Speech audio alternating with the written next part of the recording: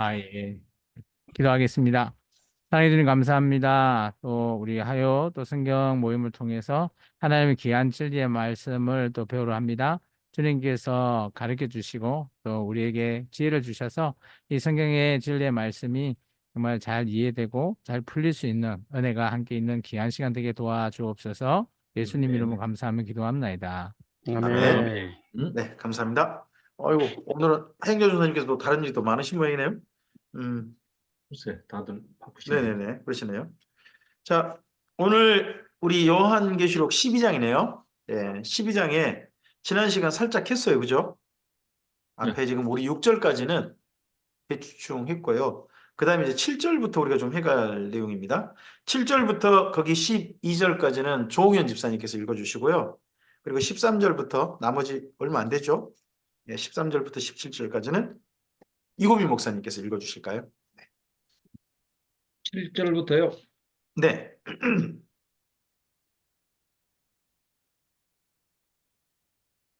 하늘에 전쟁이 있으니 미가엘과 그의 사자들이 용과 더불어 싸울세. 용과 그의 사자들도 싸우나 이기지 못하여 다시 하늘에서 그들이 있을 곳을 얻지 못한지라. 큰 용이 내쫓기니 예뱀 곧 마귀라고도 하고 사탄이라고도 하며 온 천하를 꿰는 자라. 그가 땅으로 내쫓기니 그의 사자들도 그와 함께 내쫓기니라. 내가 또 들으니 하늘에 큰 음성이 있어 이르되 이제 우리 하나님의 구원과 능력과 나라와 또 그의 그리스도의 권세가 나타났으니 우리 형제들을 참수하던 자 곧 우리 하나님 앞에서 밤낮 참수하던 자가 쫓겨났고 또 우리 형제들이 어린 양의 피와 자기들이 증언하는 말씀으로써 그를 이겼으니 그들은 죽기까지 자기들의 생명을 아끼지 아니하였도다. 그러므로 하늘과 그 가운데 거하는 자들은 즐거워하라. 그러나 땅과 바다는 화 있을진저 이는 마귀가 자기의 때가 얼마 남지 않은 줄을 알므로 크게 분내어 그 너희에게 내려갔음이라 하더라. 13절입니다. 용이 자기가 땅으로 내쫓긴 것을 보고 남자를 낳은 여자를 박해하는지라 그 여자가 큰 독수리의 두 날개를 받아 광야 자기 곳으로 날아가 거기서 그 뱀의 낯을 피하여 한 떼와 두 떼와 반 떼를 양육받으며 여자의 뒤에서 뱀이 그 입으로 물을 강같이 토하여 여자를 물에 떠내려 가게 하려 하되 땅이 여자를 도와 그 입을 벌려 용의 입에서 토한 강물을 삼키니 용이 여자에게 분노하여 돌아가서 그 여자의 남은 자손 곧 하나님의 계명을 지키며 예수의 증거를 가진 자들과 더불어 싸우려고 바다 모래 위에 서 있더라. 아멘. 네, 감사합니다. 오늘 말씀은 그 에스라 성경 강좌 사실 간단하게 정리하고 넘어가는데요. 오늘 우리는 또 간단하게 정리가 조금은 하기보다는 꼼꼼히 따져서 정리를 좀 해봐야 되지 않을까 싶긴 합니다. 일단 7절부터 12절까지가 한 챕터예요. 그죠? 한 덩어리로 되어 있습니다. 그리고 13절부터 또 한 덩어리가 되어 있는데 여기에 일단 필요한 몇 개의 단어를 좀 미리 좀 정리를 해갈 필요가 있을 것 같습니다. 먼저 거기 8절에 이기지 못하여 있죠. 네. 8절에 이기지 못하여가 있고 그리고 거기 11절에 보면 이겼으니라고 있습니다. 그를 이겼다. 네. 앞서서 8절은 사탄이 김종호 목사님 오셨네요. 네. 김종호 목사님 어서 오세요. 반갑습니다. 네. 네, 목사님. 네, 목사님 반갑습니다. 안녕하십니까? 네, 반갑습니다. 안녕하세요. 네, 지금 요한계시록 우리 12장 지금 들어갔습니다. 12장 7절부터 우리 12절까지 챕터 지금 함께 지금 내용 분석 중입니다. 그 중에서 그 8절에 이기지 못하여라는 단어하고 최태규 목사님도 들어오셨네요. 네, 반갑습니다. 그리고 거기 11절에 그를 이겼으니 하는 단어가 있죠. 네. 이겼으니. 네네. 최태규 목사님, 반갑습니다. 얼굴 뵈니까 너무 좋습니다. 안녕하십니까? 안녕하세요. 반갑습니다. 네네네, 반갑습니다. 대기십니까? 운전 중입니다. 그니까요. 네, 대기 아니신 것 같습니다. 네, 조심히 하십시오. 네네. 거기, 8절에 그 원어를 살펴보시면요. 이게 이겼다라는 말이 능력이 부족했다는 말로 됩니다. 근데 원어를 살펴보시면 능력이 부족했다. 그러니까 힘이 부족했다는 뜻이 돼요. 원래 말은. 네. 그리고 거기 이제 11절에 그를 이겼으니 할 때 여긴 이겼을 때 니케야 저 나이키 있잖아, 나이키. 네. 이기다 하는 그때 그 단어가 맞아요. 여기는 맞는데 여기 그 앞서서 8절에는 원래는 이기지 못했다라기보다는 그러니까 사탄이 싸우다가 힘이 부족했다, 힘이 딸렸다는 말이 돼요. 원래 말은 힘이 딸렸다. 어. 그러니까 이기지 못했다는 표현보다는 저는 그 원어를 가지고 그대로 번역하는 게 훨씬 좋지 않았을까 싶습니다. 그 부분은. 그리고 거기 또 11절에 이기는 방법 놓고 보면 조금 또 다른 게 또 보이고요. 그리고 여기 또 묘한 게 7절부터 거기 9절까지는 어떻게 보면 미가엘과 사탄이 싸우는 내용으로 되잖아요. 그랬는데 거기 10절부터 12절을 보시면 그 마치 꼭 사탄의 싸움이에요. 누가 이긴 걸로 되냐 그러면 성도들이 이긴 걸로 돼요. 거기 11절에 그죠? 네. 그렇지 않나요? 네. 상당히 이걸 어떻게 이해를 해야 되지? 뭐 여러 가지 좀 생각도 좀 있고요. 일단은 좀 그 부분 한 가지 좀 생각을 해보시고 그리고 또 하나는 우리가 이제 미가엘은 놔두고 그 용 있지 않습니까? 네. 용. 그 원어 드라곤이라는 말 우리 흔히 하는 드라곤 용 드래곤. 그게 네. 드래곤 그게 원어를 찾아보시면 우리 조홍현 집사님이 하셨던 이야기가 딱 나와요. 원래 드래곤 하면 하늘을 나는 드래곤 생각나잖아요. 아니에요. 원래 말은 바다의 용이에요. 예. 드래곤이라는 말 자체가 원래 바다 괴물. 헬라어가 바다 바다 괴물로 돼요. 괴물. 예. 우리는 뭐 드라곤 그러면 하늘 날개에서 하늘 나는 그런 걸만 생각하잖아요. 근데 원래 헬라어는 바다 괴물이다 하는 것은 있습니다. 예. 그 부분은 조금 좀 생각하셔야 될 것 같고 그리고 어떤 모습은 이러죠. 여기 지금 뱀에 대한 모습이 한 6가지가 나와요. 뱀에 대한 특성 그리고 뱀의 모습은 2가지죠. 하나는 큰 용이고 또 하나는 옓뱀이에요. 모습은 드러나는 모습은 큰 용이고 옓뱀이다. 여기 옓뱀 할 때 옓이란 말이 ancient니까 과거의 옛날의 뱀, 고대의 뱀 이런 말이거든요. 그러면 옓뱀이니까 이스라엘 민족이 생각하는 옓뱀이란 에덴 동산에 아담하고 꼬신 뱀? 아담과 하와에게 나타났던 그때 뱀. 그러니까 하나님께 저주받기 이전의 모습 있잖아요. 저주받기 이전의 뱀의 모습. 우리는 조금 좀 그 이미지를 잘 모르겠는데, 저 그래서 궁금한 게 유대인들은 옛뱀의 그 에덴 동산에서 아담과 하와에게 나타났던 뱀의 모습을 어떻게 생각하고 있는지 혹시 그런 그 그림 같은 거 가지고 계신 분 있으세요? 유대인들이 생각하는 유대교에서 생각하는 아담과 하와에게 나타난 뱀의 모습. 그게 여기 옛뱀일 것 같아요. 우리는 옛뱀 그러면요. 그냥 그 성경에 있는 내용을 하잖아요. 스네이크. 아마도 걷거나 배로 다니지 않고 그죠? 뭐 걷거나 뭐 그랬나? 발이 있었으니까요. 예, 배로 다닌다 그랬으니까. 배로 다니기 전에는 걸어 다녔다라는 추론을 할 수 있죠. 그러니까 그런 추론만 있지 유대인들이 생각하는 그런 그 옛뱀의 모습 있잖아요. 혹시나 그런 이미지가 있다면 조금은 좀 우리가 이 본문을 이해하는 데 좀 더 도움이 좀 되지 않을까 싶긴 해요. 혹시 그런 이미지 가지고 계신 분 없으세요? 유대인들이 상상하는 그 에덴 동산에 나타났던 뱀의 모습.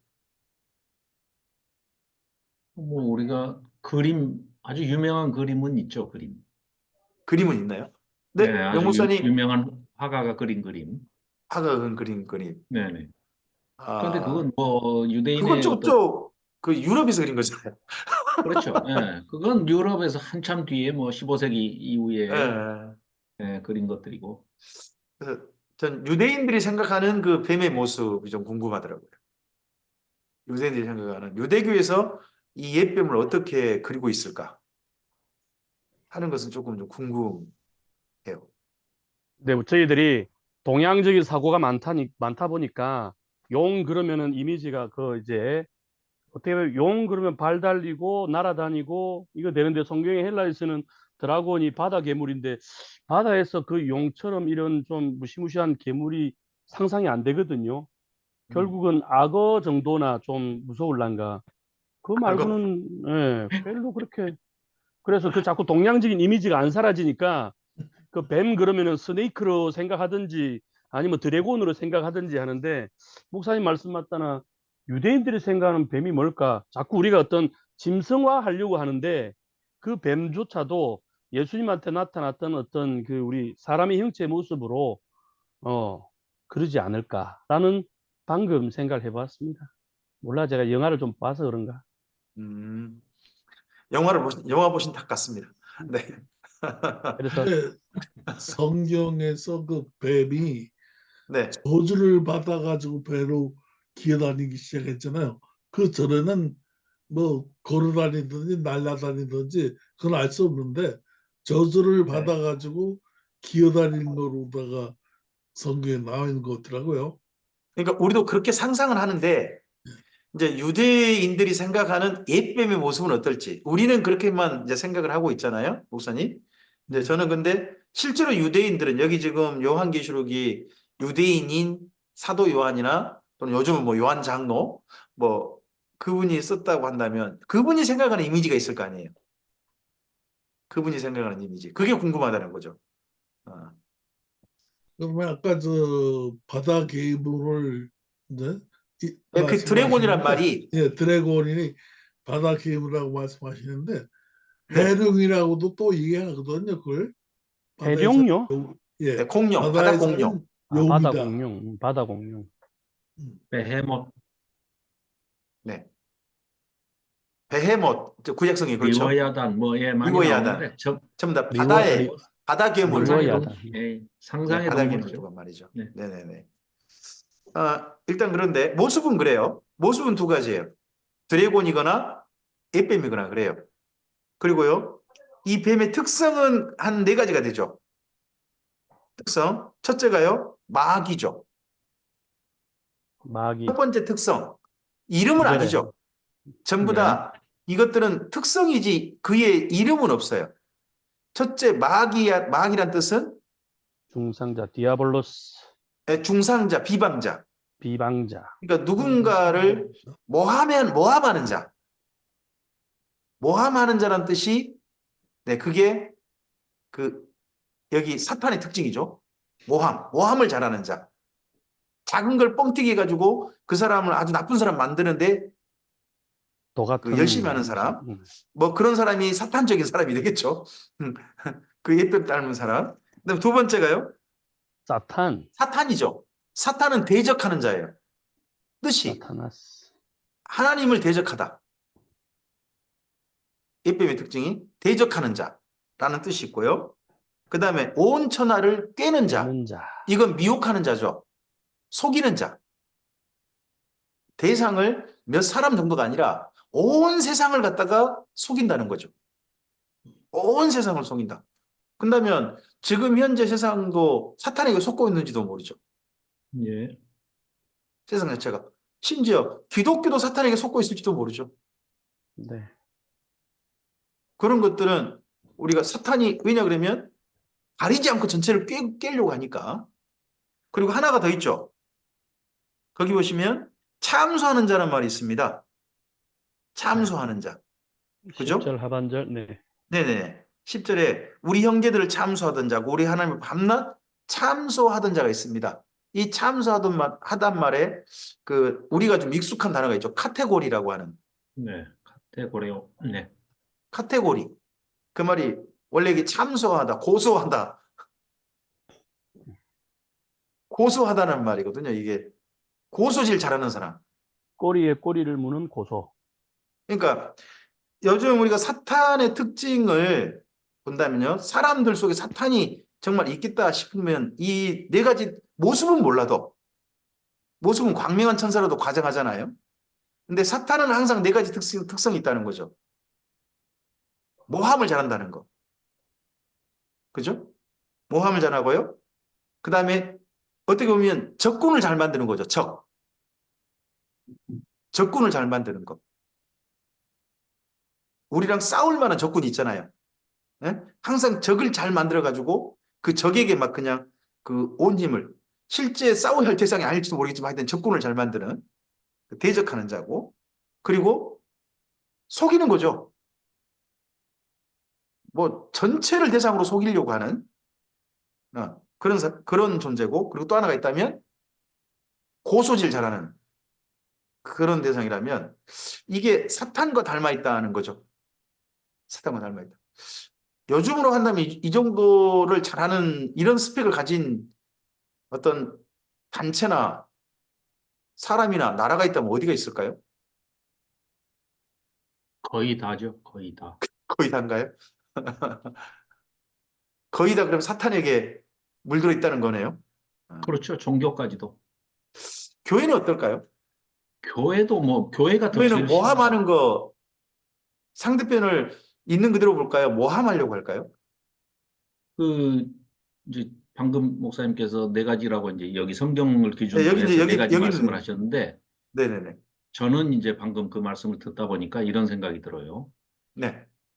나눠보자고요. 둘로. 음, 이 존재가 뭐 옛뱀, 마귀, 사탄, 요 참소, 대적자 뭐 이 둘로 나눠서 그냥 하나님께 대해서는 지가 미혹은 못 하잖아요. 그러니까 하나님께 대해서는 참소하고 즉 카테고리 고소하고 하나님께 대해서는 인간을 참소하고 고소하고 이렇게 이제 뭐 비난하고 이렇게 하는 그 짓을 고소거리가 하는 자, 있으니까 고소하겠죠. 예, 그걸 하는 거고요. 그러니까 반드시 근거가 있기도 하겠고 없이도 네. 하겠고 하겠죠. 사람에게 대해서는 워낙 지혜가 뛰어나니까 머리가 뭐 7개니까 벌써 우리보다 IQ가 7배는 기본 7배는 높을 거 아니에요. 음, 그러니까 IQ가 1000점 되니까 아주 뭐 그냥 손쉽게 미혹하고 꿰고 속이고 이단 사입이 만들어서 뭐 그냥 아주 손쉽게 속일 수가 있죠. 그러니까 뭐 온갖 종교란 종교는 다 만들고 그러니 당연히 제일 큰 먹잇감은 기독교가 되겠죠. 기독교를 그냥 살짝만 비틀어만 줘도 뭐 알아서들 잘하지 않습니까? 너무 알아서 잘하니까 창의적으로. 네. 일단 저는 그 여기 사탄의 특성들이 교회 안에도 한번 나타나는 거 잘 한번 생각을 해볼 필요가 있다고 생각해요. 교회가 모함을 하지 말아야 되는데 어떤 대상에 대해서 자꾸 모함을 한다든지 그리고 누군가를 그 사탄처럼 적대시하는 그런 전략을 자꾸 쓴다든지 음. 그리고 또 어떻게 보면 가짜를 가지고 속이려고 자꾸 한다든지 사실이 아닌데 뭐 속고 있다든지 또는 속이려고 한다든지 그리고 작은 근거 가지고 자꾸 서로 고소하고 뭐 비판하고 비판보다는 비난해가지고 어쨌든 그 사람을 갖다가 어떤 자리에서 떨쳐버리려고 하는 그런 행동들이 있다면 사탄을 좀 닮아 있는 게 되겠죠. 사탄을 닮아 있는 게 되겠죠. 근데 어떠세요? 여기 본문을 보시면 재밌다고 생각이 드는데 읽으면서 7절부터 12절에 보시면 미가엘하고 사탄이 싸워요. 네. 그렇잖아요? 그리고 미가엘과 천사들 그리고 사탄과 그의 쫄개들 여기도 똑같이 앙겔로스로 쓰고 있어요. 그의 사자들 있지 않습니까? 거기 9절에 용의 그의 사자들 사자들이란 말이 그 원래 헬라어로 보면 앙겔로스입니다. 그러니까 하나님의 사자도 앙겔로스고 사탄의 사자도 앙겔로스로 되어 있어요. 그래서 앙겔로스라는 단어가 꼭 어떤 천사만 가리킨 표현은 아닌 것 같습니다. 어떤 쫄개들, 예? 그의 말을 받들어 수행하는 어떤 하위 조직, 속한 존재들을 가리켜서 앙겔로스. 그러다 보니까 성경에도 하나님의 말씀을 받들어서 그 전하는 사람을 가리켜서 사자 앙겔로스라고 쓰지 않습니까? 그 7교회의 앙겔로스들에게 전하라 이렇게 돼 있지 않습니까? 앞서서도 7교회 사자들 거기가 앙겔로스로 돼 있습니다. 우리는 이제 목사님들로 이제 그렇게 이해합니다만은 그러다 보니까 저 이제 킹 제임스 버전이든가요. 그쪽을 추종한 사람들은 거기를 갖다가 7교회의 천사들이라고 해석을 합니다. 네, 네. 교회를 맡은. 그러다 보니까 시대분으로 나누는 거죠. 시대별로 이 천사들이 교회를 책임지고 있었다. 뭐 그런 식으로 해석을 하는 그 세대주의적 전천연설 같은 그런 해석을 제가 들은 적이 있습니다. 어쨌든 여기 사자란 말은 그냥 그런 건데, 자, 미가엘하고 사탄이 싸우는데요. 사탄이 싸우는데 마치 꼭 누가 거기 함께 개입해 있는 거냐 그러면 10절 이하로 보면 두 가지가 첫째 보입니다. 이 싸움의 결정적인 카운터, 결정적인 한 방은 10절로 보입니다. 사탄과 미가엘과 사탄의 싸움에 있어서 결정적으로 한쪽이 승리하게 만든, 이겨버리게 만든 것이 뭐냐 그러면 거기 10절로 본다면 이게 예수님의 십자가 사건 같거든요. 예수님의 구원의 완성 사건, 구원사에게 안성 사건이 사탄과 미가엘의 그 힘겨루기에 있어서 힘겨루기를 미가엘 쪽으로 완전히 기울게 만들어버린, 사탄의 힘이 빠지게 만들어버린, 힘이 약하게, 앞서서 그 이기지 못하여라는 그 8절 단어가 제가 그래서 네, 네, 네. 힘이 딸려서 이렇게 번역한 게 전 차라리 좋겠다는 겁니다. 이게 원어가 그래요. 원어가 보시면 한번 찾아보시겠습니까? 거기 8절에 이기지 못하다. 한도 좀 이기지라는 단어 그 단어를 한번 찾아보세요. SQO 능력이 예, 있다, 니키아가 할수 아니죠. 있다, 강하다. 예, 예. 강하다, 힘이 있다는 말이거든요. 근데 그 다음에 저기 이제 부정형이 왔어요. 그러니까 힘이 부족하다. 강하지 못했다. 이 말이거든요. 그러니까 여기는 이기지 못했다고 번역이 났지만 전 이기지 못해서 번역한 게 좀 더 좀 마음에 안 드는 거죠. 영어에서는 잘 표현을 했네요. Not strong enough. 아, 충분히 힘이 세지 못하다. 예, 힘이 없어서, 힘이 딸려서 그 말이거든요. 네. 사탄은 힘이 딸렸다는 거죠. 미가엘에게. 근데 그 결정적인 계기가 10절이에요. 10절. 그게 10절 내용을 읽어보면 그게 하나님의 구원과 능력과 나라와 또 그의 그리스도의 권세가 나타났다 그러잖아요. 네. 그럼 이건 예수님 사건이잖아요. 네. 예수님의 사건으로 말미암아 결정적으로 기울어져 버린 거죠. 그래서 우리가 성경에 있는 말씀, 미리 예언된 말씀이 이때 이루어진 거 아닌가요? 그 창세기 말씀 있잖아요. 뱀은 여인의 후손의 발 뒤꿈치를 예. 물 거지만 여인의 후손은 그 뱀의 머리를 갖다가 깨부순다 그러잖아요. 이걸 머리를 깨부순다. 그렇죠? 그 표현이 바로 거기 10절과 관련돼 보이죠. 성취, 그거에 대한 성취로 보이고, 그리고 나서 11절 있잖아요. 계속해서 사탄을 이기는 거예요. 사탄을 이기는데 누가 이기냐 그러면 함께 이겨요. 사탄을. 그가 우리 형제들이에요. 예. 우리 형제들은 두 가지가 있어야 되죠. 두 가지로 이겨요. 뭐예요? 첫째는 어린 양의 피로 이겨요. 또 하나가요? 자기들이 증언하는 말씀으로 이겨요. 그러면 우리가 사탄을 이기는 방법은 첫째는 예수님의 보혈로 말미암아 보혈을 의지해서 우리가 이기는 거고, 그죠? 또 하나가 우리의 삶을 통해 이기는 방법이 있는데 그게 뭐냐 그러면 증언이라고 생각해요. 우리의 삶이 예수님을 증언하는 삶이어야 된다는 거죠. 증언하는 삶. 그게 사탄을 이기는 거예요. 교회의 역사를 살펴봐도 그건 마찬가지로 봅니다. 그 비잔틴 제국 전에 그 기독교 박해, 10대 박해 있지 않습니까? 10대 박해 중에 교회는 그 박해하에 살았지만 계속해서 한결같이 했던 게 뭐냐 그러면 증언하는 삶이었죠. 그러다 보니까 박해가 끝나고 났을 때 콘스탄티누스가 자기랑 힘을 합칠 사람으로 기독교 세력을 끌어들인 거잖아요.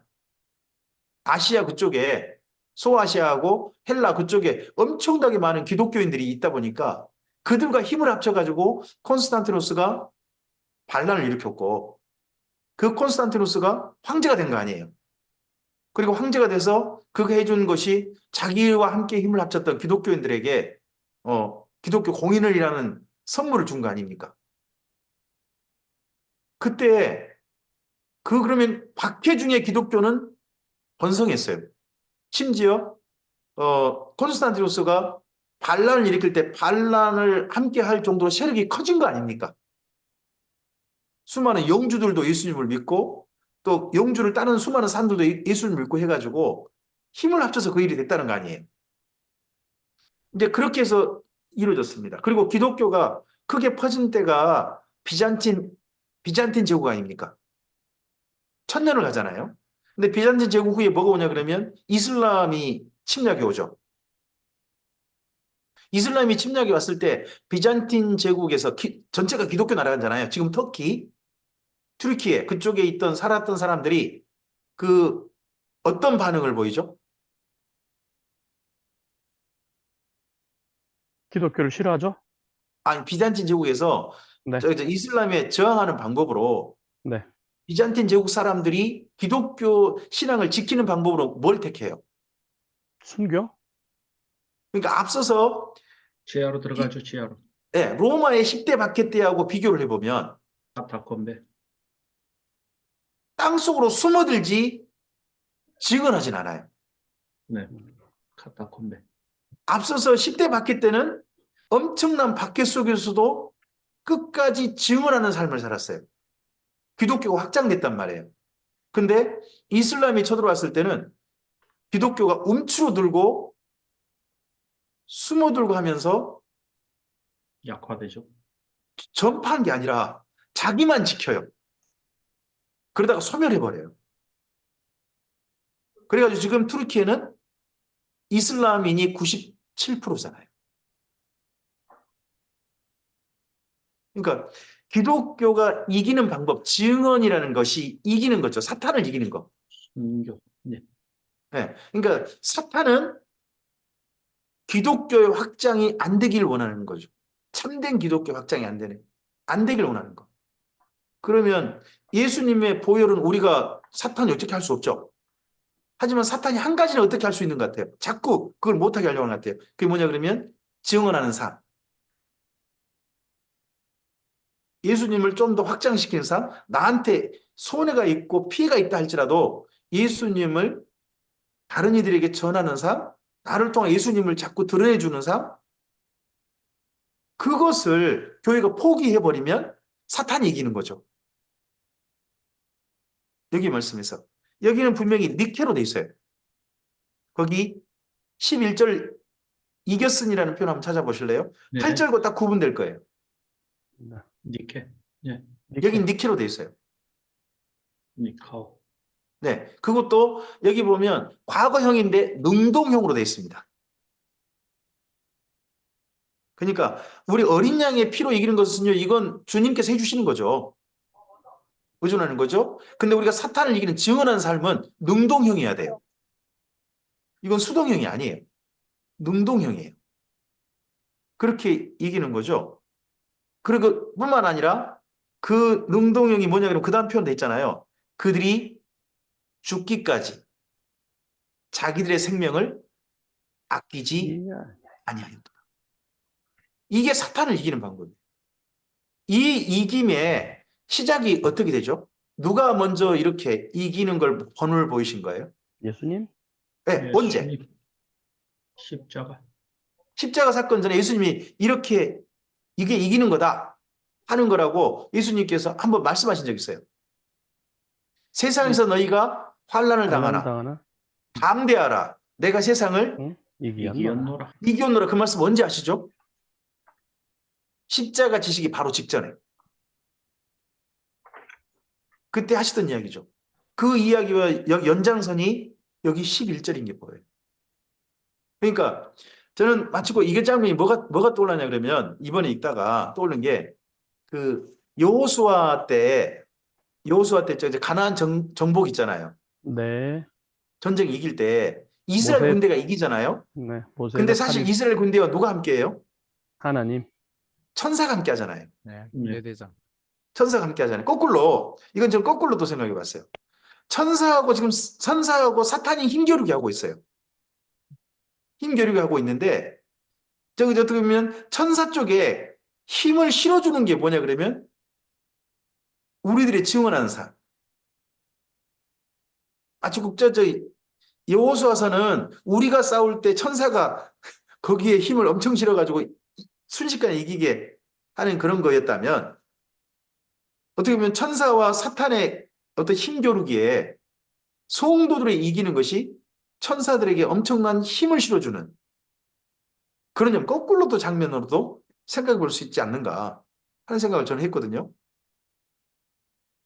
거기가 그래서 저는 7절부터 12절 여기서 한 덩어리다. 전체적으로 봤을 때. 그리고 또 거기 또 재밌는 게요. 거기 12절에 즐거워하다라고 하고 그다음에 화 있을진자가 있죠. 네. 거기 즐거워하라는 한번 찾아보실래요? 유프라이노. 네. 유프라이노인데 그게 이제 거기 본문에 쓰인 것은 유프라인 네스테라고 해가지고 동명의 형제 여기 수동형이에요. 즐거워하는 게 능동이 아니에요. 이건 현재인데 수동이에요. 좀 재밌지 않아요?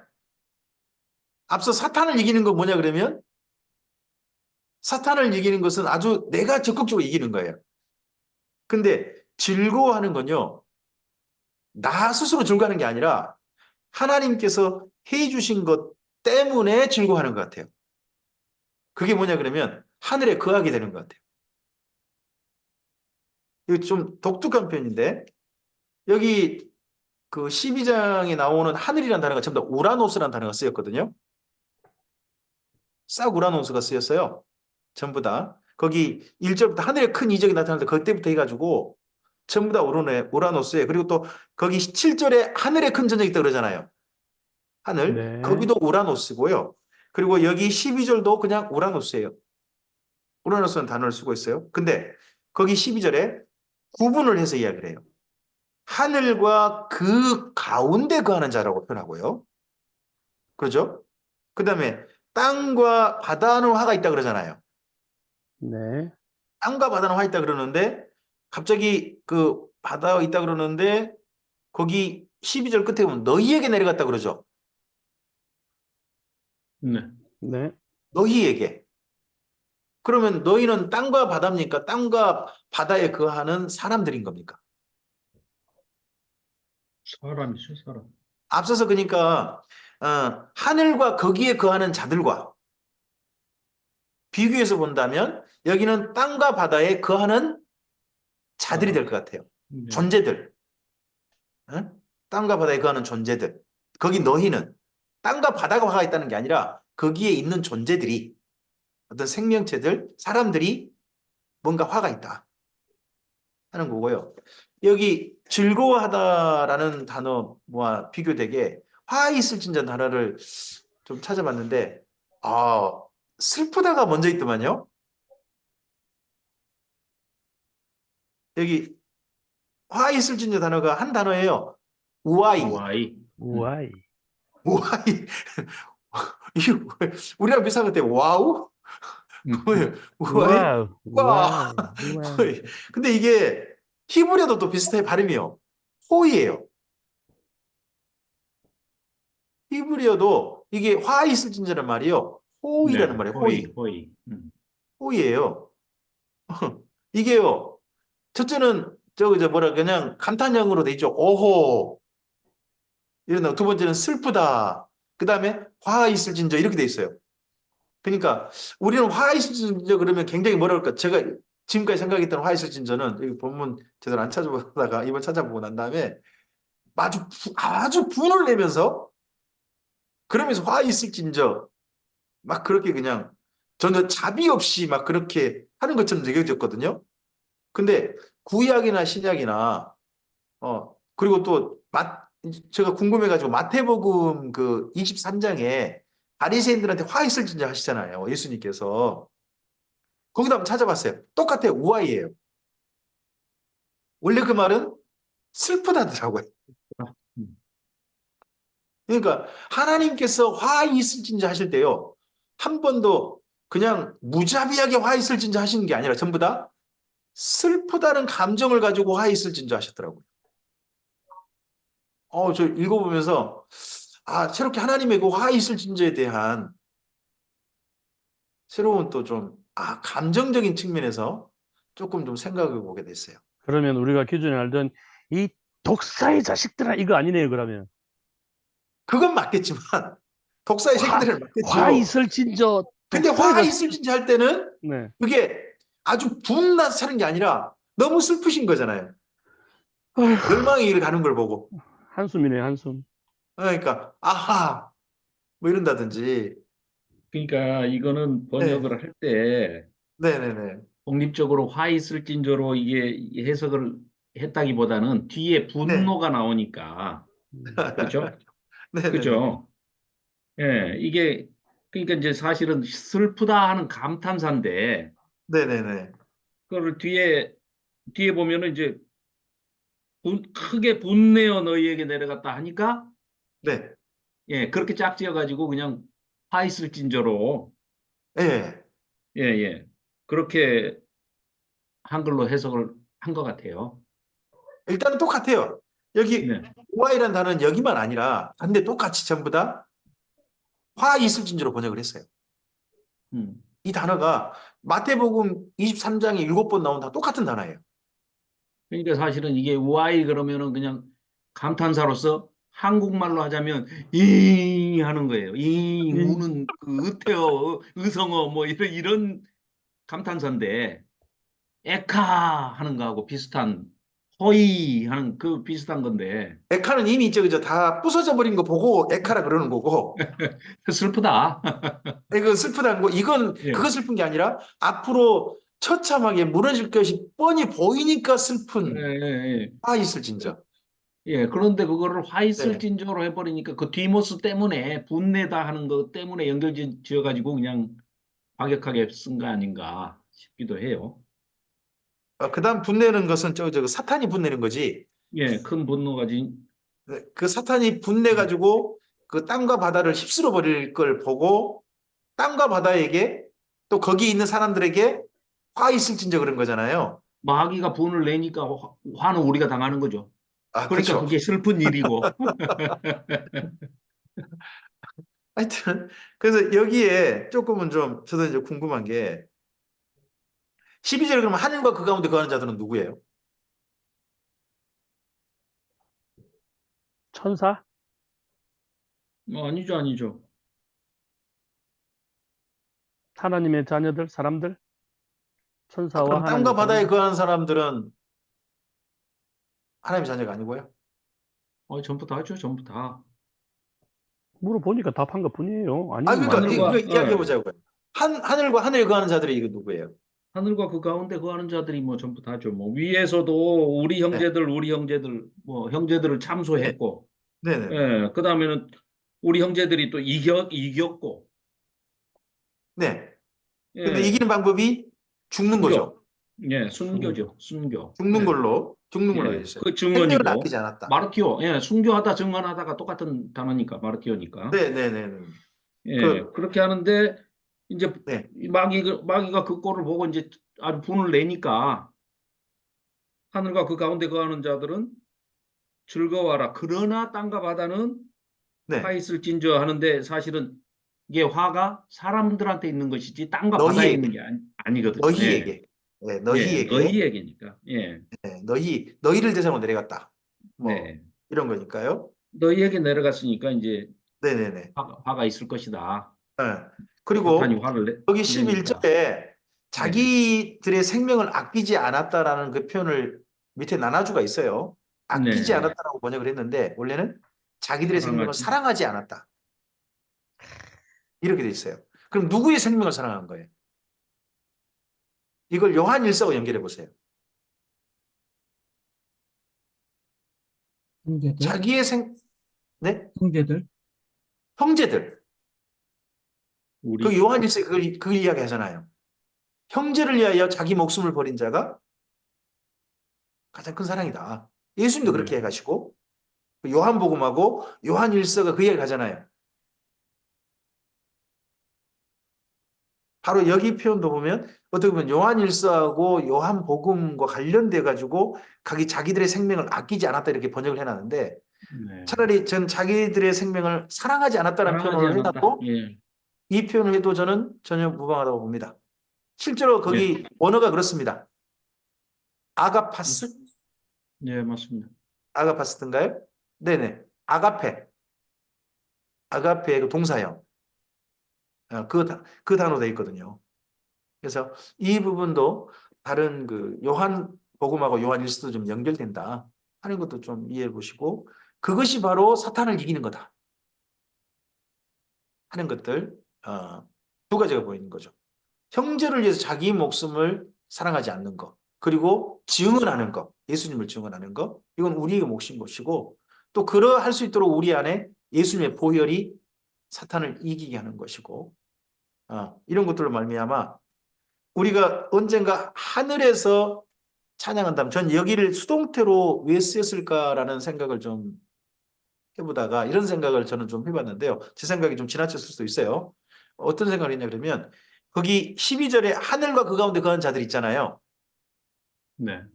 그들은 이미 주님 안에 죽은 자들일 거예요. 제가 생각하는 건. 예수님 안에 죽은 자들. 이미 하나님께 부름받아가지고 하늘에 함께 있는 자들. 그런 자들은 하나님께서 찬양하도록 거기를 부르신 거잖아요. 그곳에서 그들이 찬양은 하나님께서 그렇게 찬양하도록 만드셨다 하는 의미에서 즐거워했다라는 표현이 수동형이 된 게 아닌가. 능동형이 아니라 하필 수동형이라는 거죠. 네, 그런 의미가 있지 않을까 좀 생각을 했습니다. 그리고 사탄은 마귀는 즉 이름이 중간중간에 자꾸 마귀가 됐다가 용이 됐다가 뱀이 됐다가 이 저자가요 자유롭게 써요. 똑같은 존재라는 뜻이겠죠. 똑같은 존재라는 뜻으로 자유롭게 막 씁니다. 예. 그 정도 12절까지는 그 정도 내용으로 좀 우리가 읽을 수 있을 것 같습니다. 지금 우리가 7절부터 12절까지를 했는데 그러니까 아주 옛날부터 천사와 사탄의 힘겨루기 있었다. 힘겨루기 있었는데 결정적으로 사탄의 힘이 빠져버리고 힘이 딸려버리고 천사들이 힘이 더 우월해진 계기는 예수님께서 구원을 이루신 그 사건이었다. 그리고 그 다음에 그 천사들이 이겨가는 천사들이 사탄을 억누를 수 있는 그 다음에 또 힘의 그 조달 그게 바로 성도들의 이김에 있다 하는 걸로 이야기하되 대신에 이제 이건 또 생각해 볼 수 있을 것 같죠? 이제 드디어 저 사탄이 하늘에는 못 간다 그러잖아요. 그럼 이전에는 사탄이 하나님 보좌 앞에 늘 가고 했다는 거 아닙니까? 네. 구약 성경에서 그런 장면이 어디가 있죠? 엽기 엽기. 욥기 있고 또 그리고 열왕기, 하나 열왕기 어디일까요? 그 아합, 아왕 아합을 심판할 때. 아합 심판할 때 그건 아닌데 거기는 그냥 하나님 보내신 천사 같고 거짓말 같기도 하지. 하고. 아, 사탄이라고는 저는 스가랴서를 보는데요. 스가랴? 예. 스가랴에 스가랴에서 대제사장 여호수아를 참수하는 여호수아 참소. 예. 하나님 보좌 앞에서 참수하는 그 스가랴 내용 있지 삼장. 않습니까? 네네네. 이제 그게 구약 성경에서 볼 수 있는 흔적들인 것 같습니다. 그랬는데 예수님께서 십자가를 지시고 구원 사역을 완성하시고 말미암아 사탄의 영역이 아예 하늘은 배제되가 된 것 같습니다. 아예. 더 이상 하나님 보좌 앞에서의 참소는 할 수 없는 그런 상황이 되지 않았나 싶습니다. 그래서 땅으로 내쫓긴, 땅과 바다에 내쫓긴 그런 모습이고, 그때부터 사탄은 내 때가 얼마 남지 않았다 하고 인식했다는 거죠. 근데 그렇게 인식하고서 벌써 2000년이네요. 어휴, 사탄도 오래 사네요. 그리고 이때 만약에요, 이제 여기를 하늘을 만약에 교회로 해석하면 어떻게 될까요? 예수님의 교회, 그 안에 거하는 자. 이렇게 번역하는 분들도 있거든요. 그렇게 되면 교회 안에는 누가 전혀 발 못 붙인다. 사탄이?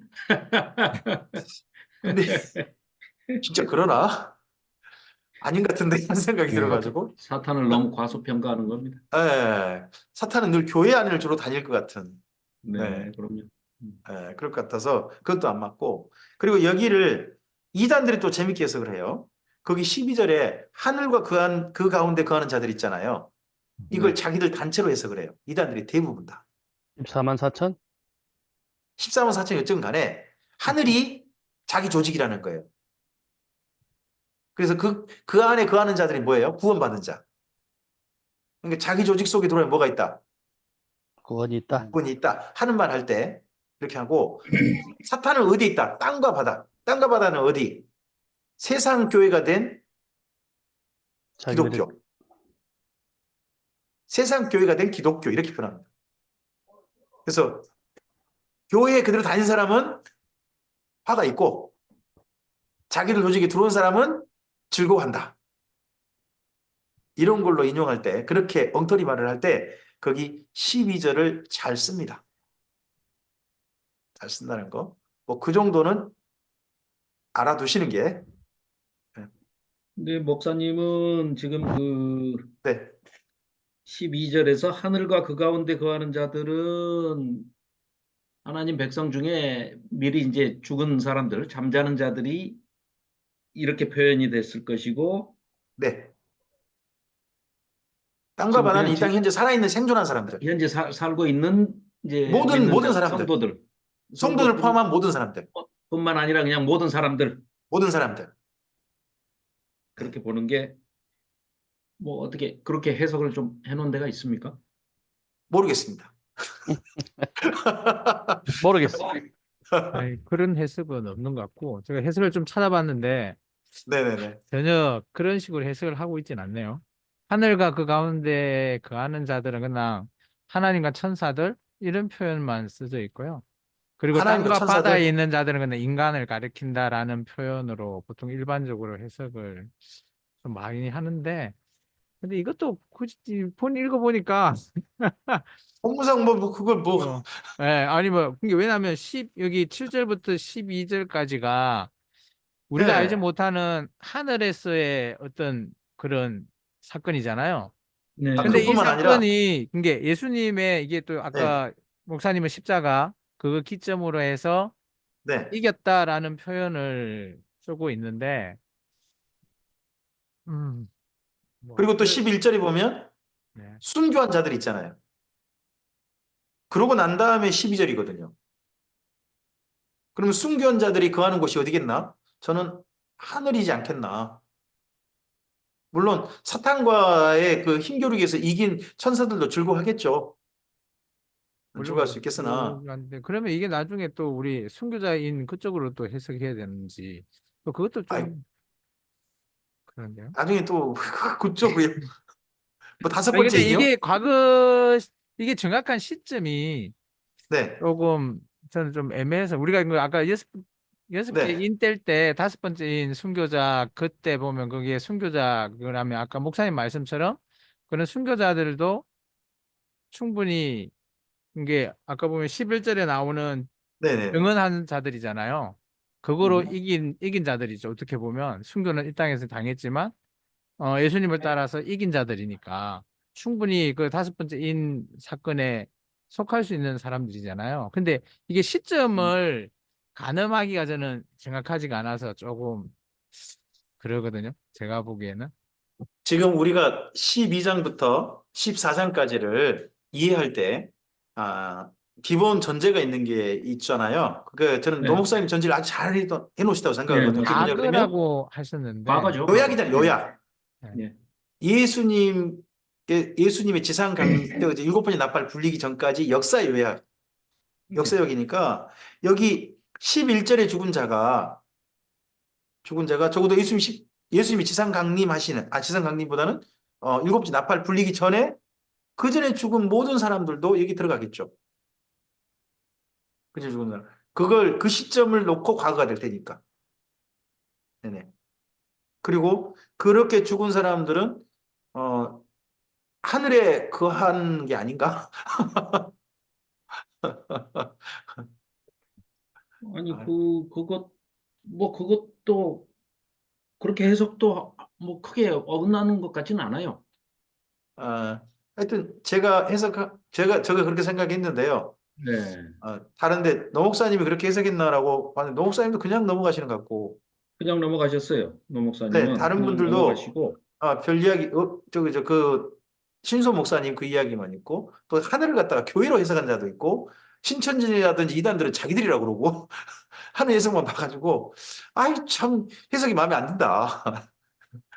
저는 그래서 11절 연결해서 하늘에 거하는 자란 이미 죽은 성도들 대상한 게 아닌가 하는 걸로, 네, 근데 그 그렇게 생각을 양반들이 해봤습니다. 그 대상이 등장을 할 때는 조금 뒤 시제잖아요.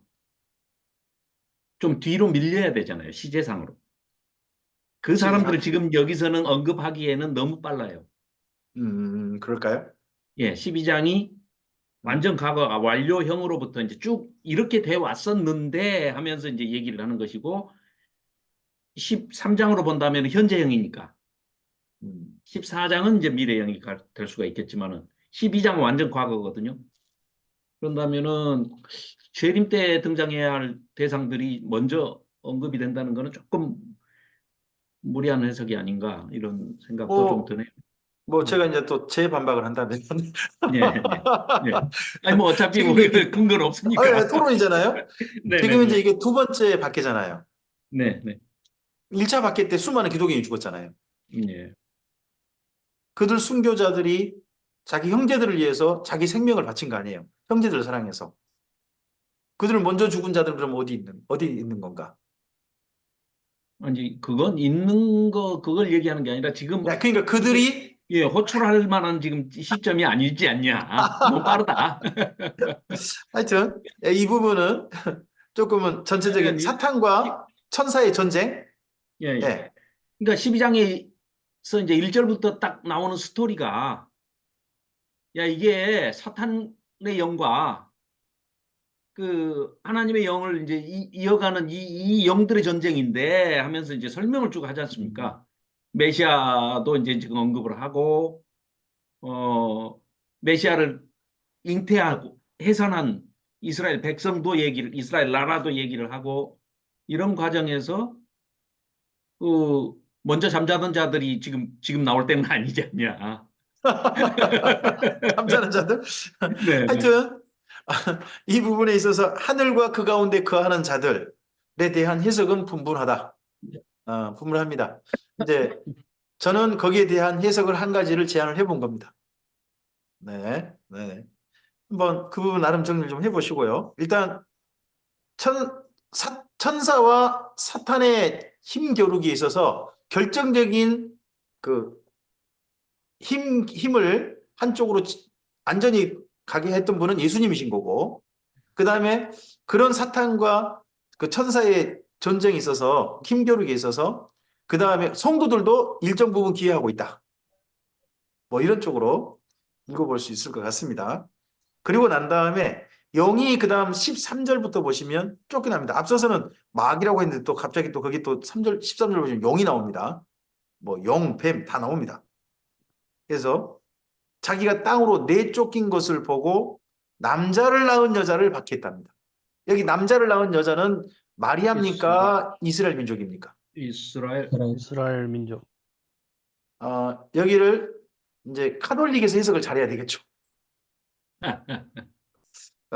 만약에 이 여자가 이제 우리가 이제 마리아라고 좀 생각해보고 카톨릭 한번 해서 좀 따라가 보자는 겁니다. 마리아가 큰 독수리 두 날개를 받아 광야 자기 곳으로 날아가서 거기에서 뱀의 낯을 피해가지고 얼마? 한 때, 두 때? 한 때. 그럼 이게 뭘 가리킨다?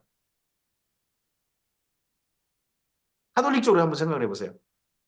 마리아가 피해갔던 곳 어디? 애국? 애국. 애국은 광야예요, 아니에요?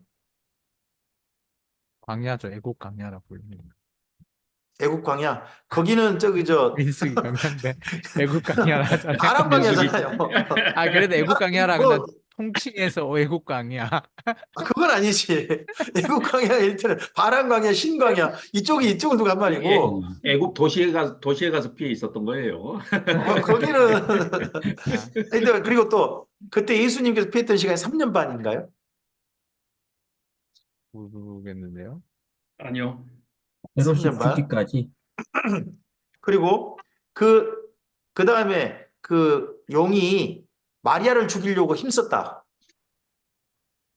그런 일은 없죠. 일단 전설을 어떻게 만들었는지 모르겠어요. 그 다음 뭐 왜냐면 거기 15절 보면 15절 16절이 뱀이 여자를 죽이려고 애를 썼다. 그런 내용인 거잖아요. 네. 근데 그 여자가 결국은 안 죽었다. 이걸 가지고 설마 마리아 무호서를 주장하는 건 아니겠죠? 사탄이 어떻게 해보려고 했지만 마리아는 결코 흠결이 없었다고 혹시 이렇게 주장하는 모르죠. 뭐 우리가 그분들의 그 심오한 그 신학을 모르기 때문에. 해석을 잘 모르니까. 어, 자, 이걸 그러면 다시 우리 식으로 돌아가 보죠. 우리 식으로 돌아가서 거기 남자를 낳은 여자를 이스라엘 민족으로 보자는 거죠. 네. 이스라엘 민족으로 보자. 여기 박해했다는 말이 뭐죠? 13절에 유아- 박해하다 유아학살 하는 말을 보면 사건이라든가. 네. 원래는요 비쫓다예요. 추적하다, 추적하다. 네. 저는 추적하다가 훨씬 낫다고 봐요. 사탄이 이 이스라엘 민족을 자꾸 추적하는 거예요. 어떻게 해버리려고 추적을 해요. 그런데요, 추적했는데 피해요. 여자는 피합니다. 거기가 광야로 피하는 거 아닙니까? 이때 사건이 14절 그 여자가 이스라엘 민족이 광야로 피했던 사건이라면 우리가 어디를 생각할 수 있습니까? 역사 사건으로. 여기는 AD 70년 예루살렘의 멸망일 겁니다. AD 70년에 예루살렘 멸망이 도리어 이스라엘 민족이 온 세상에 흩어지는 계기가 되어지고 디아스포라 유대인들이 예루살렘에 오지 않게 되는 그런 계기가 되지 않습니까? 네. 그래서 거기 하는데 대신에 거기 14절에 여자가 큰 독수리의 두 날개를 받아 광야 자기 곳으로 날아갔다. 이거 어디 좀 익숙한 표현인데 혹시 보신 적 있습니까?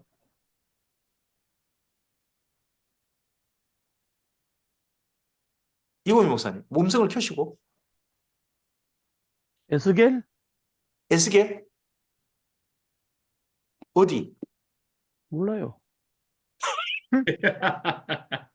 아우 진짜 앞에 있으면 화면에 계셔서 참말 내가 어떻게 해보려고 모르겠고.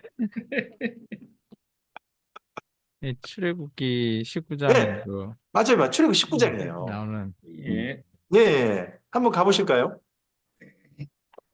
이 표현을 그러니까 시내산으로 데려오신 하나님, 이스라엘 민족을 데려오신 하나님을 거기 출애굽기 19장 먼저 앞서서 표현하거든요.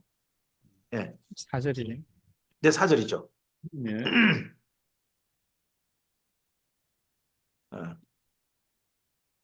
애굽에서 시내산 온 걸 갖다가 거기 4절에 그렇게 표현했죠. 네네네. 김종호 목사님 한번 읽어주실까요? 1절부터 4절까지 좀 읽어주시죠. 이스라엘 자손이 애굽 땅을 떠난 지 3개월이 되던 날 그들이 시내 광야에 이르니라. 그들이 르비딤을 떠나 시내 광야에 이르러 그 광야에 장막을 치되 이스라엘이 거기 산 앞에 장막을 치니라. 모세가 하나님 앞에 올라가니 여호와께서 산에서 그를 불러 말씀하시되 너는 이같이 야곱의 집에 말하고 이스라엘 자손들에게 말하라. 내가 애굽 사람에게 어떻게 행하였음과 내가 어떻게 독수리 날개로 너희를 업어 내게로 인도하였음을 너희가 보았느니라. 네. 그러니까 과거 그래서 출애굽할 때 하나님께서 시내산으로 데려가시잖아요. 그러셨던 것처럼 이스라엘 민족의 그 하나님 예수님을 죽인 민족이건 어떤 간에 하나님께서 이스라엘 민족을 그래도 보존하시는 게 있으신가 보다 하는 거에 대한 흔적을 또한 여기서 볼 수 있다고 좀 봅니다. 예전에 독수리 날개로 그들을 업어가셨던 것처럼 여기도 또 그렇게 똑같은 표현이죠. 12장에도 12장에도 여자가 큰 독수리 두 날개를 받아 그래서 광야 자기 곳으로 갔다. 예전에는 어디로 갔죠? 이것이 신의 광야라는 거 아닙니까? 근데 이때는요 세상 광야라고 그러죠. 이스라엘 민족이 세 번째 간 광야, 예. 세상 광야. 그곳으로 가서 사탄의 낯을 피해서 숨게 됩니다. 추적하는데 추적이 안 되는 거죠. 추적이 안 되게. 하지만 사탄이 나름 그 여자에 대해서 뱀이 그 입을 벌려가지고 물을 토해내서 합니다. 저는 이런 장면이 어디가 있죠? 어디 이미지예요? 저 이거 처음 보는 이미지예요. 물을 토해내다. 뱀이 물을 토했다. 어떤 영이 영이 불을 토하긴 하는데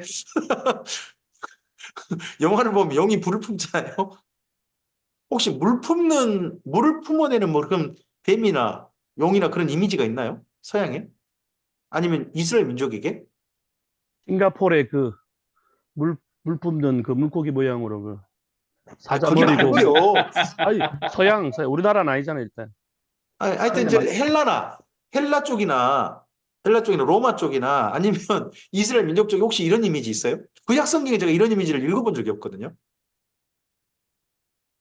이거 어디 전 처음 본 거여서 혹시 옛날 용은 뭐 불 대신에 물을 품었을까요? 바다에 사는 용이니까? 광야로 도망을 갔기 때문에 네, 물에서 올라온 바닷괴물은 네, 해코지 할 수 있는 것이 물을 뿜어내는 거예요. 광야에다가. 방에다가. 예. 그러면 이게 어때죠? 이스라엘 민족이 그 와디가 좀 연상되게 할까요? 와디? 계절에 따라서 와디가 이제 건천도 됐다가 물이 그냥 창이라기도 네, 했다가 우기 이렇게 때 되니까. 아주 그냥 모든 소용돌이를 일으켜가지고 쓸어가 버리는 그런 게 있다는데? 이걸 내가 어디서 들었나 모르겠네. 노 목사님한테 들은 건가? 아담서부터 쭉 이거를 지금 예수님 십자가까지 예, 사탄의 영이 예, 해코지하는 예. 아담 때 하와한테는 먹으면 죽는다고 그랬으니까 그때 없애버리면 가장 지금 사탄으로서는 수지 맞는 장사니까 음.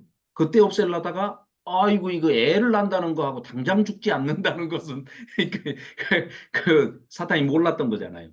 하나님의 비밀이니까 신비니까. 두 번째는 유아 학살 사건. 헤롯을 통해서 예수가 태어났다 하니까 빨리 그럼 애들 다 죽여라. 이때가 또 이제 한 번의 그 사탄과의 전쟁이죠. 유아 학살 사건. 그때 그리고 이집트로 도망간 거. 예. 그거를 아까 저기 신 목사님 말씀하신 대로 애굽 광야로 해석을 할 수도 있죠. 애굽으로 도망을 갔으니까.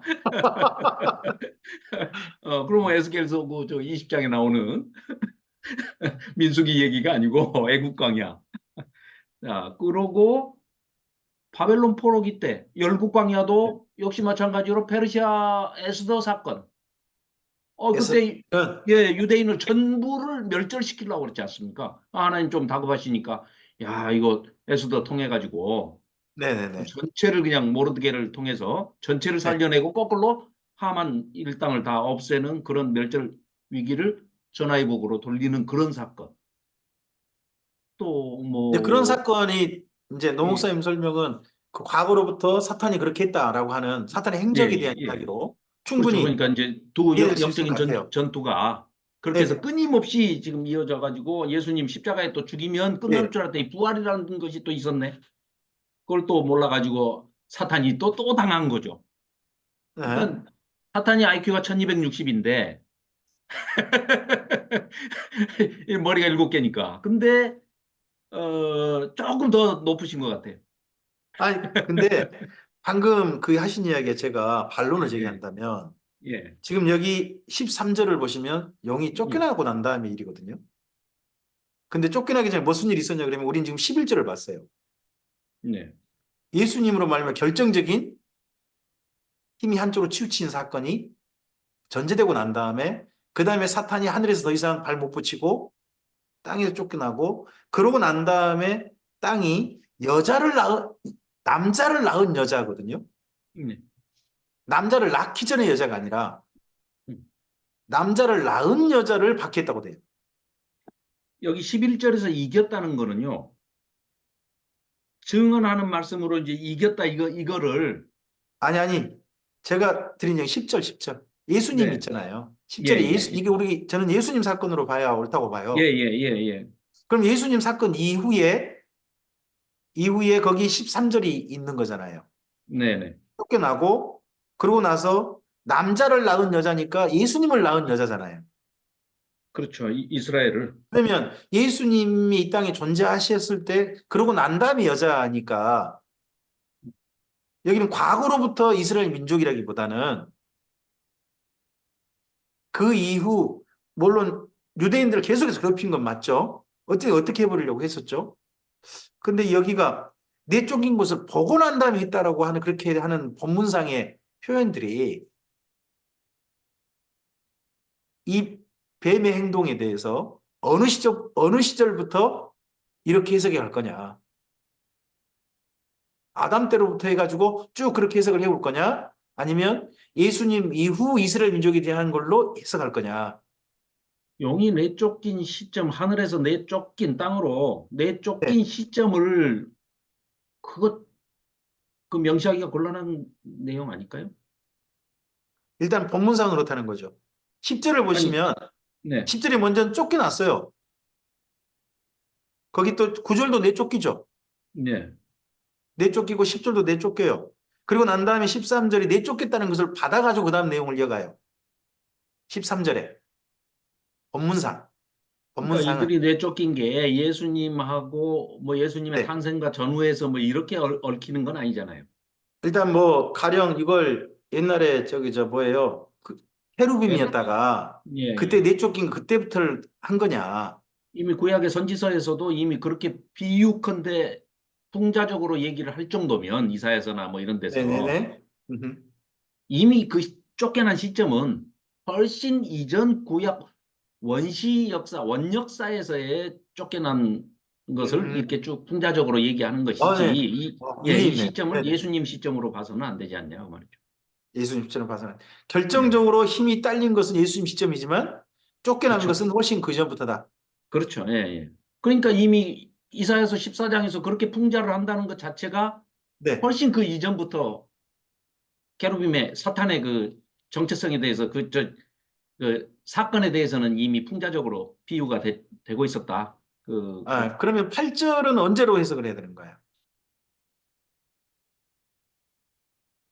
이게 쫓겨난 시점을 지금 얘기를 하지 않습니까? 하늘에 있을 곳이 없어가지고 쫓겨난 처지. 이게 언제냐는 거죠.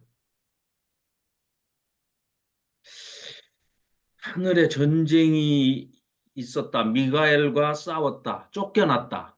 이건 우리가 특정할 수 없는 시점인데 특정할 수 없는 아주 시점. 오래전으로 봐야죠. 원역사, 일단 인류 선지서 역사 이전. 이전. 예, 예, 예. 인류 역사 이전. 네. 어. 그러고 난 다음에 그러면 사탄은 자기가 맨 처음 쫓겨날 때 그때부터 언제가 나타날 남자를 낳은 여자를 알아챈 건가요? 아니죠. 그냥 아담 때부터 끊임없이 하나님의 피조물 중에 네. 제사장적인 신분을 띠고 있는 네. 아담부터 없애야죠, 지금. 네. 그때 뭐 메시아를 염두에 두고 뭐 하와를 죽이려고 했겠습니까? 하여튼 그런데 그러면 대적자니까. 13절은 아담의 후손 중에서 특히 이스라엘 민족을 없애려고 열심히 노력했다. 사탄은 예, 그렇죠. 예, 그런 하나님께서 식으로 택한 해석을 하자. 백성이니까. 네. 그런 식으로 해석하자. 네네네. 그리고 그럼 그 여자가 광야로 도망쳤다는 것도 그러면은 꼭 AD 70년으로 특정할 필요 없겠네요. 그렇죠. 이제 고난받는 것을 광야로 쫓겨났다. 뭐 이제 그러니까 우리는 또 거기에 부연해서 그냥 뭐 흩어지고 뭐 이렇게 디아스포라가 되고 하는 거를 이제 부연 네네. 설명을 할 수는 있겠지만. 네네. 하기사 이스라엘 민족이 그 이방인의 때 한때 두때 반때를 표현하는 것은 네네. 그 성전 자리에 이스라엘 민족이 아닌 다른 민족이 짓밟을 때잖아요. 네, 그렇죠. 어떻게 보면 이럴 수도 있겠네요. 바벨론 포로기도 일종의 이방인의 때겠네요. 나중에 지금 그렇죠. 현재로 시점으로 놓고 본다면. 왜냐 그러면 네네, 바벨론 맞습니다. 포로기 때 성전이 예, 무너져 예. 버렸고 네네. 거기 딴 존재들이 거기를 막 지나다녔으니까 예. 성전 거룩히 구별돼가지고 이스라엘 민족만 다닌 게 아니라 예. 예? 그럴 수도 있었고 그러니까 한때 두때 반때를 꼭 나중에 시점 예수님 그 이후 이스라엘 민족의 시점만 보지 말고 예루살렘의 성전에 이방인들 발로 밟고 다니는 모든 시점에 다 포함해서 네. 해서 괜찮겠다. 그러니까 그런 줄 아시죠? 제2성전기, 예. 제2성전기와 제3성전기 사이가 전부 한때 두때 반때라고도 해석할 수도 있죠. 음, 이미와 아직 사이, 아직과 이미 사이에. 음. 하수문 왕조는 어떻게 되는 거예요? 그러면 예, 하수문 왕조가 일단은 독립운동을 했던 거. 유대인이긴 한데 네. 그가 제가 알기로는 정상적인 아론의 직계 후손은 아니거든요. 아니죠. 예, 예. 그들은 그리고, 심지어 그들은 거의 뭐 제사장이라고 하지만 레이인 쪽에 가까운 그렇죠. 사람으로 예, 예. 알고 지금 요즘 보고 있는 성전신학? 예, 예. 그레고리 K. 빌 아주 그 머리 아픈 책을 쓰신 분인데. 아니 뭐 무슨 머리 아픈 책을 읽으세요? 재밌어요. 근데 재미는 있는데 머리가 맑아진 이게 책을 예, 읽으셔야지. 이 양반들 주장은 뭐냐? 이 학자들의 주장은 뭐냐? 네, 그 천연왕국하고도 네, 그 연동돼서 얘기를 정확하게 그건 알고 지적을 하더라고요. 네. 자, 12지파가 다 돌아오는 거? 다 돌아올 필요 없다. 그리고 그거는 천년왕국 때나 이루어질 일이지 안 되는 것이고 지금 유다 지파와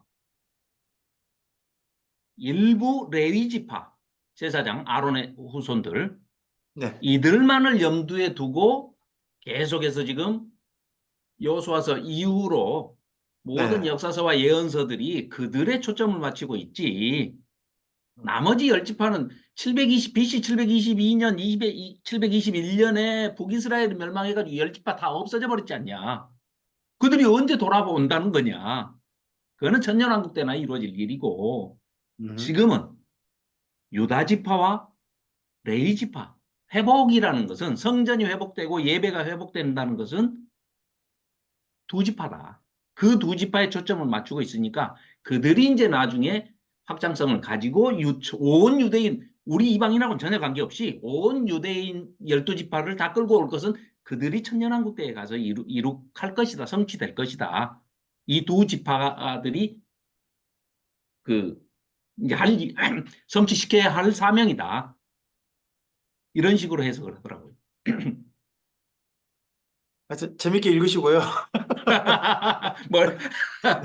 나중에 저희들이 좀 이해하기 쉽게 요약하셔서 써머리 해주시면 함께 읽겠습니다. 써머리가 자, 더 어려운 것 같아요. 일단 여자는 보면 그 뱀이 어떻게 없애려고 하는데 끝까지 생존하는 것 같아요. 그죠? 네. 예. 생존하는 것이 하여튼 그 강물하고 뱀이 입에서 나오는 물이라고 하는 것이 독특한 표현이어서 네. 이걸 어디서 가져온 이미지지 하는 건 지금도 좀 궁금하긴 해요. 그러니까. 네. 어쨌든 바다에서 올라온 그 드래곤이니까 바다에서 올라온 동물이니까 입에서 물이 쏟아진다. 상당히 괜찮은 괜찮은 얘기 같아요. 예, 제가 한번 저는 맨날 드래곤 그러면 그 입에 불 나온 것만 봤어요. 네, 그냥 신목사. 내피셜입니다. 찾아보니까 네, 이게 뭐 정확하진 않은 것 같은데 고대 이집트나 뭐 바빌론, 뭐 중국 이런 데 문명 발상지에서는 이미 이런 용이 대홍수를 일으키는 그런 존재로 상징을 갖고 있대요. 홍수를 일으키는 존재. 예. 그게 바다에서 올라왔다라는 게 그런 이미지를 갖고 있는 거예요. 그 참고는 좀 괜찮겠는데요? 예, 그런 내용이 적혀 있는데 이것 여기도 보면 정확하게 뭐 이렇게 명확한 근거가 있는 건 아닌데 그런 이미지로 이들이 예. 형상화하고 글을 쓰고 그렇게 아, 한다라고 예. 얘기를 하고 있네요. 고대 중문동 문학에서는 많이 차용해서 쓰는 문학 기법 중에 하나가 그 당시로 돌아가서 우리가 생각을 해보면 배가 나무로 만든 배밖에 동력 기관이 있습니까? 뭐가 있습니까? 아무것도 없잖아요. 열악하게 배를 겨우 만들어 가지고 아주 그냥 연안 쪽에서 좀 움직이지 이상 기후로 굉장히 큰 폭풍이나 파도가 막 쳤을 때는 가장 두려운 자연물이 물이다, 바다다. 그래서 사탄이나 짐승이나 모든 것들은 물속에 산다. 그래서 애굽에서 얘기하는 신, 나일강 신부터 시작해가지고 뭐 또 나중에는 그리스 로마 신화에서도 뭐 어김없이 등장하는 뭐 포세이돈 신이랄지 뭐 바다의 신, 뭐 얌신 뭐 이런 모든 신들이 우리 인간들로서는 사탄적인 존재의 그 신들이 전부 물속에 있다. 이거는 문학에도 많이 나옵니다. 그러니까 혹시 포세이돈이 바다의 신. 용처럼 모습인가요? 모르겠습니다. 용은 우리가 얘기하는 용은 동양에서 얘기하는 용은 상상의 동물이죠. 아니, 삼치장 들고 있는데 네. 포세이돈이 그 다리가 물고기 형태로 되지 않나요? 궁금하네. 이구민 목사님? 영화를 너무 네. 많이 봐서 그런 거고요. 미안합니다. 어, 미안합니다. 그 물을 뿜는 거는 죄송합니다. 코끼리 있고 바다에는 고래가 있어요. 근데 우리가 용오름이라고 아까 포세이돈 해일이 일어나고 이럴 때 용오름. 자연 현상을 용어름. 그 어떤 짐승화해 의인화 어떤 짐승화해서 그걸 어떤 두려움의 대상으로. 왜냐하면은 우리가 모르는 그 문어 같은 것도 그 옥토퍼시 뭐 배를 그냥 삼키는 게, 그러니까 이것을 삼키려면 어떤 그 특정한 뭔가가 있어야 되는데, 짐승이 대상이 있어야 되는데 그거를 그냥 뭐 바닷물이 그랬다 그러면은 설명이 안 되잖아요. 그래서 바다에 무슨 뭐 이렇게 문어 같이 생긴 게 배를 부술 만큼, 왜냐하면 바닷물이 휘감으면 뭐 어떤 때는 문어 다리 같을 수도 있고, 우리는 용오름이라고 하는데 그 정도의 파괴력이면 여기 있는 물고기를 걷어다가 저 십리 밖으로 백리 밖으로 보낼 수 있는 파워가 있는 것 아닌가, 그런 상상력이 갑자기 충만이 들어서 조용히 하겠습니다. 일단은 아까 그 신유선 목사님이 말씀하신 그 고대 근동에 홍수를 일으키는 존재가 어떻게 보면 용으로 생각한다 하는 그런 부분은 상당히 조금 여기 본문 이해할 때 괜찮은, 조금 좀 우리가 좀 근거로 삼을 수 있는 부분이지 않을까 싶습니다. 네네. 그리고 어제는 그랬는데 거기 17절에 보시면 용이 여자에게 분노하여 돌아가서라고 돼 있죠.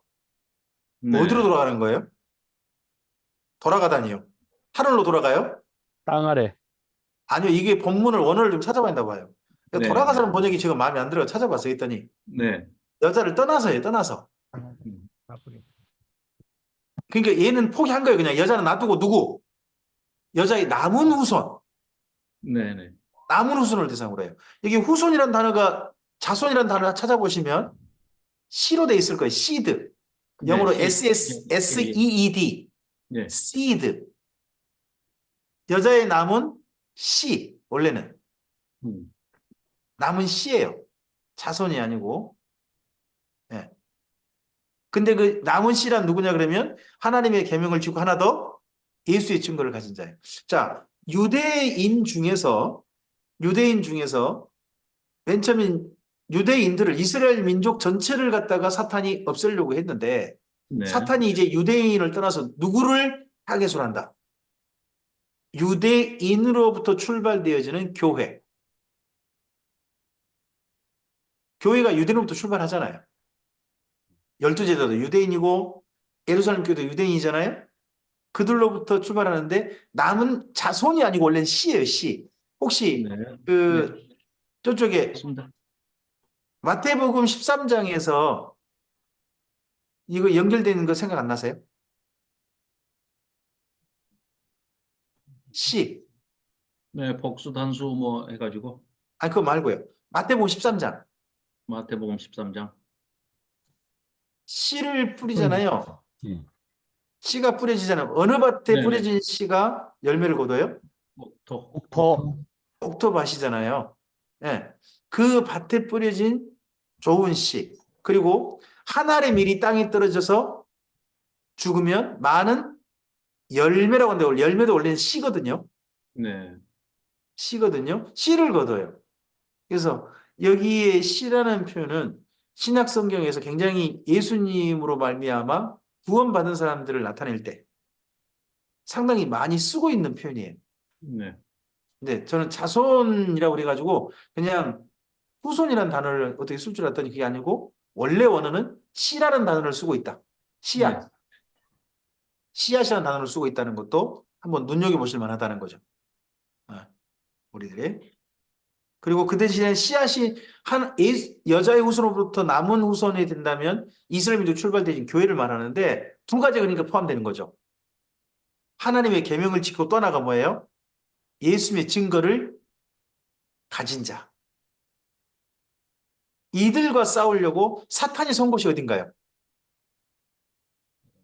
17절에 사탄이 선 곳, 모래, 바다 모래. 바다 모래입니다.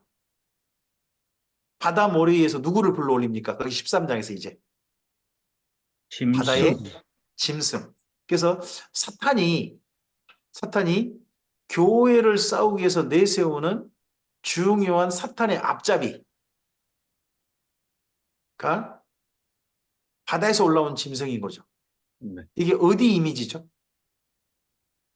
구약 성경의 이미지 어디? 다니엘. 다니엘서 7장. 네. 바다에서 이건 그러면 여기는 교회를 대적하기 위한 제국이 되겠죠. 네. 제국. 그 당시로 보면 로마 제국이 될 거고 네. 열 번의 재앙을 기독교에 계속 가하는 그가 될 것이고 그 이후에도 강력한 정치 세력이 결국 교회를 핍박하는 사탄의 도구가 되겠죠. 사탄의 도구가.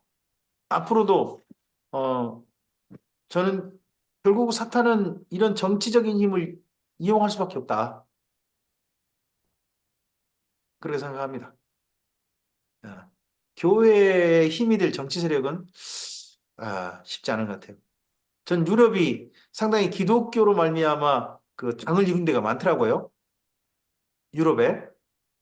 근데 그렇게 당이 많은 유럽에서 결국은 만들어내는 정책이 동성애 합법화, 뭐 짐승하고 성관계를 가져도 괜찮다는 그런 법을 통과시키고 결국 기독교가 어떻게 보면 사라지게 만드는 그런 법을 만드는 그런 당으로 역할을 계속 하시는 것 같아요. 이미 유럽에 변질이. 있는. 참 이게 정치 세력이 된다는 것이 참 진짜 무서운 일이 건 분명한 것 같아요. 사탄의 앞잡이가 될 수 있는 아주 쉬운 방법 그런 거 있는 것 같습니다. 네, 오늘 여기까지 좀 살폈습니다. 12장 살폈는데요. 그동안 우리 좀 간단하게 넘어가는 거거든요. 여기 12장. 에스라 성경 강의 12장 아주 간단하게 넘어갑니다. 이게 예. 조금 우리가 좀 꼼꼼하게 좀 따져봤습니다. 그 목사님께서 지금 원어를 전부 찾아보시면서 이제 이렇게 쭉 네. 설명을 7절부터 지금 17절까지 해 주셨지 않습니까? 네. 김상훈 교수 책이 그대로입니다, 지금. 목사님 그렇습니다. 말씀하신, 네네네. 그러다 방금 역시 원어로 이렇게 보는 분들이 해석이 똑같을 수밖에 없구나. 다른 해석이 나오는구나. 그건 모르겠고요. 하여튼 아니, 제가 10절밖에 안 되니까 제가 읽을 테니까 네. 목사님이 지금까지 설명하셨던 것이 그대로 네. 단어에 반영이 돼서 번역이 돼 있어요. 네네네. 방 일단 떠나갔다. 번역을 좀 여기 이런 이런 것도, 쪽으로 한 게 예. 좀 좋지 않겠나. 전 싶어서 좀 네네네. 다시 한번 좀 번역을 좀 시도해 봤고요. 예, 이런 부분은 예. 특히 한번 참고하셔서 본문 읽어보시면 본문 이해가 훨씬 좀 더 좀 이해되기 쉽게. 예. 17절도 그러니까 뭐 돌아가서 이게 지금 떠나갔다 이런 네네네. 해석이잖아요. 그러니까 예, 그전에는 여인을 대상으로 했다가 여인을 이제 그냥 네네. 제외해버리고 예, 다른 대상. 예, 네네네. 17절을 이렇게 해석을 해놨어요. 뭐라고요? 용이 여인에 대해 분노하였다. 네. 하나님의 계명들을 지키고 있고 예수의 증언을 가지고 있는 그녀의 시에 예. 남은 자들과 전쟁을 하려고 떠나갔다. 떠나갔다. 예. 그러니까 여인을 근데 떠나가서 대상을 딴 대상에 했다. 7, 예. 7절부터 17절까지만 그냥 이 김성훈 교수 번역해 놓은 원어에 그대로 충실하게 번역해 놓은 것만 읽어도 방금 지금 노 목사 아니 저기 김명주 목사님께서 말씀해 주신 것과 똑같아요. 어, 아, 그러니까 느낌이 전혀 교수, 달라요. 교수, 교수님 뵙고 싶네요. 예. 이 책입니다. 어, 제가 참고로 말씀드리면 저 책 한 번도 참고한 적 없습니다. 저는 아니 바이블 그런데 엑스를 했습니다. 그런데 똑같은 해석이 나온 거예요. 지금 원어 대비해서 하시니까. 일단은 조금 좀 번역이 일부가 좀 마음에 안 들고, 예. 번역이 이게 그런 의미가 정말 좀 제대로 된 번역인 건가? 좀 몇 군데 살펴보고 싶어 살펴봤는데, 네. 네. 일단은 좀 더 좀 우리 이런 번역을 참고하시면 부드러운 본문이가 될 수 있다고 저는 봅니다. 네. 조금 좀 어색하지 않는 그런 본문이가 좀 더 될 수 있고, 음. 그러면 좀 더 좀 명확한 본문이에 그렇게 될 수 있는 그런 도움이 되셨으면 좋겠습니다. 네. 어, 오늘 여기까지 하죠. 드디어 여인과의 뭐 사탄과 천사의 전쟁은 이미 천사가 이긴 것 같고요. 힘이 사탄이 딸린 것 같고, 그리고 이제 교회가 이길 차례인 것 같습니다. 교회가 이길 차례. 그 이기는 교회는 방법은 이기는 방법은 순교밖에 없죠, 뭐. 일단은 순교도 있지만 순교 이전에 두 가지가 먼저 되지 않습니까? 예수님의 피, 어린 양의 네. 피와 또 하나가 있다면 증언하는 삶. 예. 예수님을 증언하는 삶 로고스. 자체가 이기는 거다 하는 거. 그리고 결국은 내 생명을 사랑할 거냐, 형제들의 생명을 사랑할 거냐 할 때 형제들의 생명을 사랑하는 걸 택하는 거. 네. 그게 사탄을 이기는 거다 하는 게 거기 앞서서 우리가 보셨던 네, 네. 네.